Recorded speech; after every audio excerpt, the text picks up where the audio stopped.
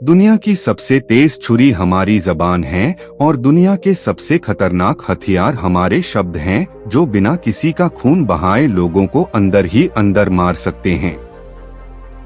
हमारे शब्द हमारी ताकत हो सकते हैं, उसी के साथ यह हमारी सबसे बड़ी कमजोरी भी हो सकते हैं, अगर हमें नहीं पता कि कब, कहां और क्या और कितना बोलना है।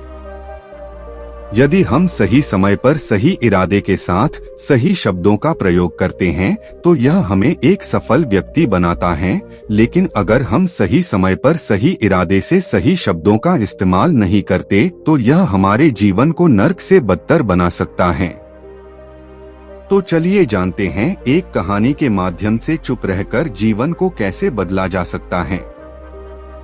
जापान में एक बहुत ही प्रसिद्ध बौद्ध भिक्षु रहा करते थे। उनका नाम रिसाई था। रिसाई अकेले रहते थे। दुनिया के शोर शराबे से दूर जंगल में वो रहते थे और वह बड़े ही ध्यानी और प्रभु भक्त व्यक्ति थे, इसलिए वह पूरे जापान में बहुत प्रसिद्ध थे। एक दिन एक राजकुमार रिसाई के पास आया और बोला, हे प्रभु, मैं हमेशा थका हुआ, निराश और परेशान महसूस करता हूँ। मेरा मन बहुत अशांत रहता है, हालांकि मेरे पास सब कुछ है। दौलत, शोहरत, सुख सुविधाएं जो हर व्यक्ति चाहता है या पाने की चाहत करता है, लेकिन फिर भी मेरे अंदर इतनी अशांति और चिंता क्यों है? रिसाई ने उसकी बात बहुत ही ध्यान सुनी और कुछ सोचने के बाद कहा, तुम इस प्रश्न का उत्तर जानते हो, बस तुमने कभी इस प्रश्न को हल करने की कोशिश नहीं की है। रिसाई ने आगे कहा, मैं एक खोज करना चाहता हूँ, क्या तुम मेरा साथ उसमें दोगे? इस खोज के बाद तुम्हारे जीवन में किसी भी तरह की अशांति और चिंता नहीं रहेंगी।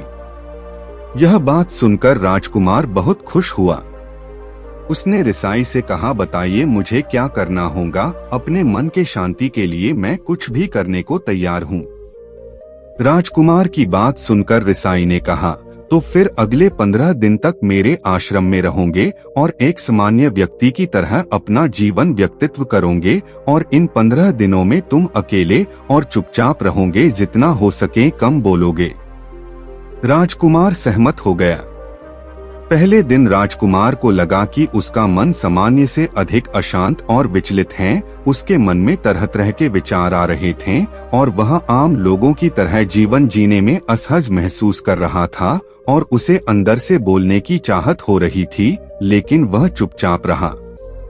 उसके मुंह से एक शब्द भी नहीं निकला। एक दिन एक राजकुमार रिसाई के पास आया और बोला, हे प्रभु, मैं हमेशा थका हुआ, निराश और परेशान महसूस करता हूँ। मेरा मन बहुत अशांत रहता है, हालांकि मेरे पास सब कुछ है। दौलत, शोहरत, सुख सुविधाएं जो हर व्यक्ति चाहता है या पाने की चाहत करता है, लेकिन फिर भी मेरे अंदर इतनी अशांति और चिंता क्यों है? रिसाई ने उसकी बात बहुत ही ध्यान सुनी और कुछ सोचने के बाद कहा, तुम इस प्रश्न का उत्तर जानते हो, बस तुमने कभी इस प्रश्न को हल करने की कोशिश नहीं की है। रिसाई ने आगे कहा, मैं एक खोज करना चाहता हूँ, क्या तुम मेरा साथ उसमें दोगे? इस खोज के बाद तुम्हारे जीवन में किसी भी तरह की अशांति और चिंता नहीं रहेंगी। यह बात सुनकर राजकुमार बहुत खुश हुआ। उसने रिसाई से कहा, बताइए मुझे क्या करना होगा? अपने मन के शांति के लिए मैं कुछ भी करने को तैयार हूँ। राजकुमार की बात सुनकर रिसाई ने कहा, तो फिर अगले 15 दिन तक मेरे आश्रम में रहोगे और एक सामान्य व्यक्ति की तरह अपना जीवन व्यक्तित्व करोगे और इन 15 दिनों में तुम अकेले और चुपचाप रहोगे, जितना हो सके कम बोलोगे। राजकुमार सहमत हो गया। पहले दिन राजकुमार को लगा कि उसका मन सामान्य से अधिक अशांत और विचलित है। उसके मन में तरह तरह के विचार आ रहे थे और वह आम लोगों की तरह जीवन जीने में असहज महसूस कर रहा था और उसे अंदर से बोलने की चाहत हो रही थी, लेकिन वह चुपचाप रहा। उसके मुंह से एक शब्द भी नहीं निकला। राजकुमार अपने बाकी के 4 दिन इसी तरह व्यतीत करने के बाद रिसाई के पास गया और उन्हें प्रणाम किया और बोला, हे भिक्षु महाराज, मुझे उत्तर मिल गया कि मेरे में इतनी उथल पुथल और चिंता क्यों था।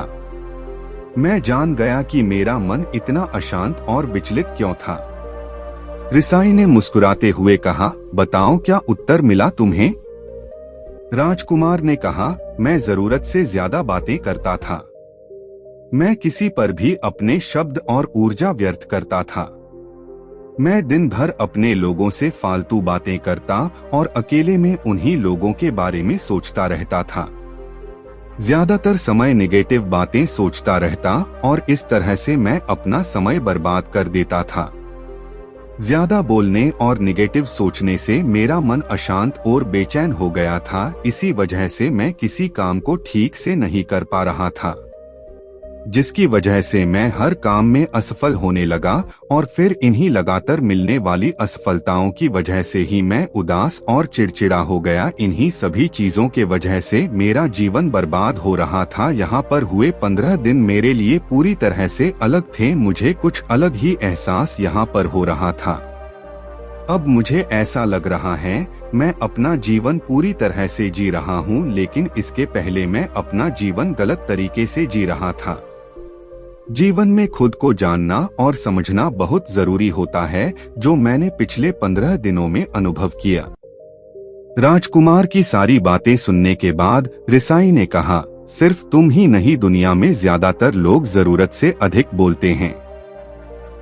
आज भी लोग ज्यादातर समय केवल दूसरों को नीचा दिखाने के लिए ही बर्बाद करते हैं। रिसाई ने राजकुमार को चुप रहने का महत्व समझाते हुए कहा, एक बार गौतम बुद्ध से उनके एक शिष्य ने पूछा, आप ज्यादातर चुप क्यों रहते हैं? तब बुद्ध उन्हें चुप रहने के फायदे को समझाते हैं। चुप रहने से व्यक्ति अंदर से अनंत शांति और गहराइयों में होता है। मौन अपने भीतर उतरने की पहली सीढ़ी है। मौन के बिना खुद को जानना असंभव है। खुद को जानने और समझने का पहला नियम है मौन हो जाओ। कम बोलने का कोई भी नुकसान नहीं है, लेकिन यदि आप ज्यादा बोलते हैं तो आप अधिक गलतियां करते हैं। अगर व्यक्ति कम बोलना शुरू कर दें तो संसार की 90% मुसीबतें अपने आप खत्म हो जाएंगी। जिसने मौन रहने की कला जान ली, वो भीड़ में भी अकेले रहने कला जान लेता है। एकांत में तो आदमी आनंदित रहता है, दूसरों की उपस्थिति ही तो बेचैनी पैदा करती है। चुप रहने की शक्ति से अधिकतर ऊर्जा को बचा लोगे।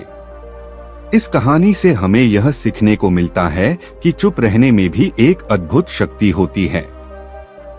अगर हम सही समय पर सही शब्दों का प्रयोग करते हैं तो हम अपने जीवन को सकारात्मक दिशा में बदल सकते हैं। चुप रहने से हम अपने आत्मा की गहराइयों में जा सकते हैं और अंदर से शांति का अनुभव कर सकते हैं। इससे हम अपने विचारों और भावनाओं को साफ करके अपने जीवन को सकारात्मक बना सकते हैं। चुप रहने की कला हमें सीखनी चाहिए ताकि हम अपने शब्दों का सही इस्तेमाल करके अपने और दूसरों के जीवन को सुधार सकें। उम्मीद करते हैं आपको हमारी मोटिवेशनल स्टोरी चुप रहने का महत्व पसंद आई होगी और काफी कुछ सीखने को मिला होगा। कहानी के बारे में अपने विचार आप हमें नीचे कमेंट बॉक्स में कमेंट करके बता सकते हैं। बाकी अगर यह कहानी आपको अच्छी लगी हो तो इस वीडियो को लाइक करें और चैनल को सब्सक्राइब जरूर करें। तो मिलते हैं अगली वीडियो में, तब तक अपना ख्याल रखना। धन्यवाद।